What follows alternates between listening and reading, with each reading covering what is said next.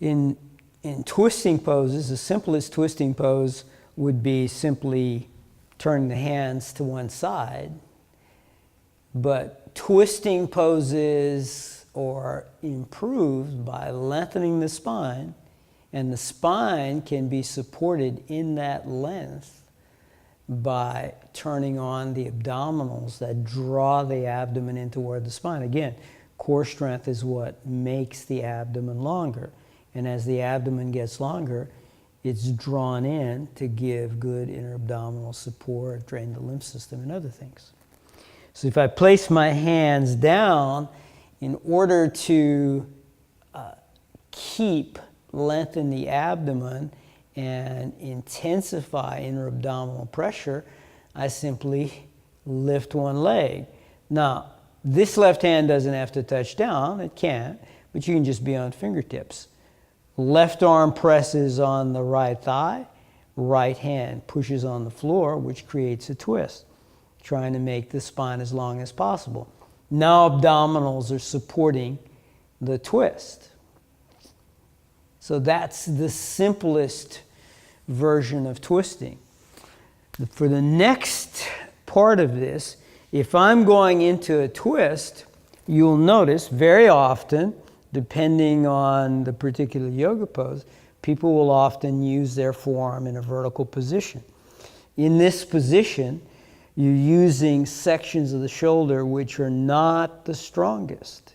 If I take my forearm parallel to the floor, then I can begin to get a deeper twist.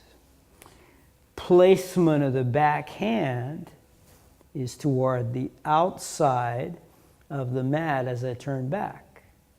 You might notice that the right arm is on one side of the body, left arm on the other side, and that turns the rib cage. So that gives me a nice twist.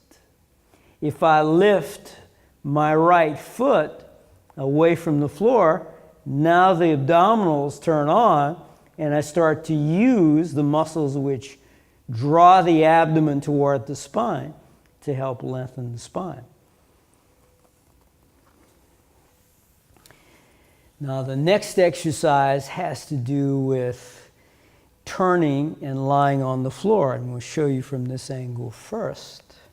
So the way this works, if I put my left foot near the left side of the mat, open my leg out, elbow catches along the outside of the thigh. If that's too difficult, you can always use your hand. That's a good beginning. And notice my right hand is toward the outside of the mat. Now, what's the next thing I would do? I might put my hands down. I want that left forearm vertical. And then in this pose, I twist my upper body to the right by pushing the right hand down.